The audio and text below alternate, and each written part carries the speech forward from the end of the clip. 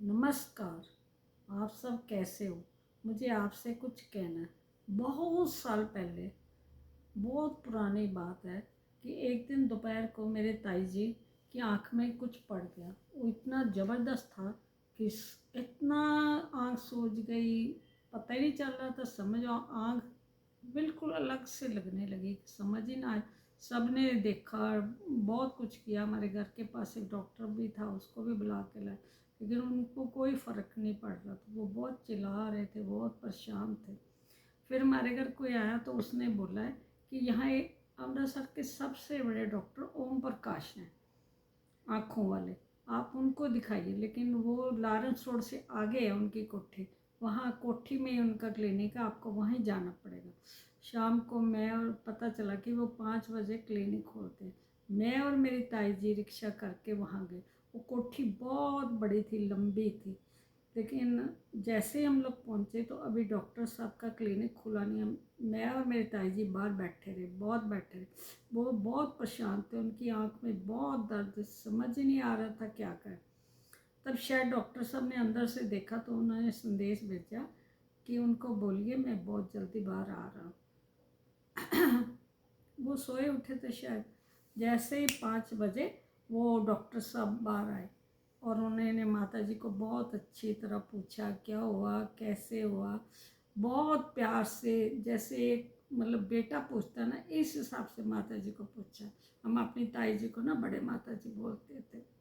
माता जी कह रहे थे कि बेटा आप ना जल्दी से कुछ कर दो ताकि मैं बहुत परेशान। उन्होंने कहा ठीक है माता जी, मैं अभी देखता हूँ, तो मैं जो भी होगा आपका जल्दी से इलाज करूँगा। वो बात कर ही रहे थे, इतनी देर में उनका कोई सुंदर नाम का सर्वेंट था। उन्होंने उसको आवाज़ लगाई कि बेटा अंदर ना यहाँ चाय दे जाओ, क्लिनिक में आज बाहर नहीं आ रहा, आप अंदर ही दे जाओ।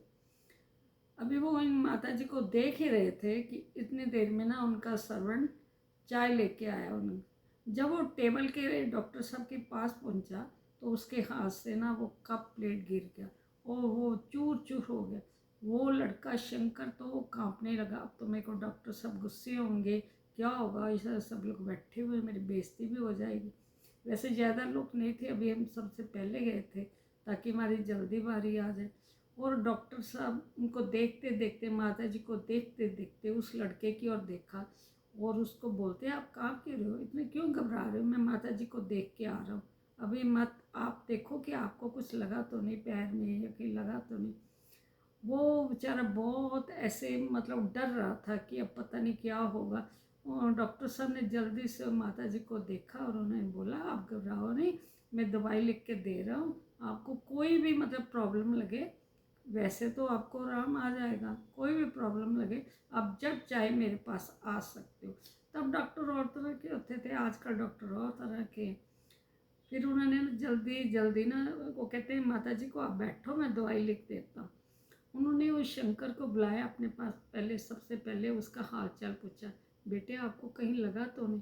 फिर उन्होंने बोला कोई बात नहीं बेटा, ये कप प्लेट ही टूटे हैं ना, ऐसी तो कोई बात नहीं, तूने तो आज बहुत अच्छा काम किया। वो तो लड़का घबरा ही गया, मैं भी सुन के हैरान हो गई, माता जी भी सुन के हैरान हो गई। वो कहते बेटा अगर ये शीशे का टूटने वाला सामान टूटेगा नहीं तो नई फैक्ट्रियाँ कैसे लगेगी, बहुत से लोगों को रोज़गार कैसे लगेगा। कोई इनको पैक करेगा, कोई कच्चा मटेरियल लाएगा, कोई पक्का लाएगा, कोई दुकानों तक पहुँचाए। तेरे हिसाब से अगर ये शीशे का सामान टूटेगा नहीं तो कैसे बहुत सारे लोगों, नई फैक्ट्रियाँ नहीं लगेगी, कैसे नए नए लोगों को रोज़गार मिलेगा। तो कोई बात नहीं, लेकिन बच्चा आगे से ना ध्यान रखना, ये शीशे का ये टूटे ना, इसको संभाल के जरा करना। वो उनकी बात सुनकर मेरे को इतना अच्छा लगा।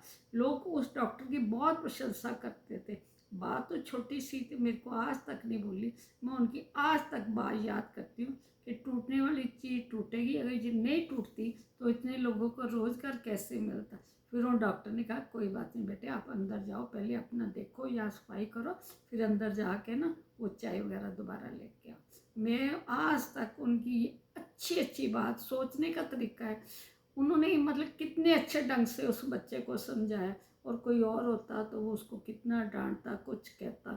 मैं उनके शब्द आज तक नहीं भूली।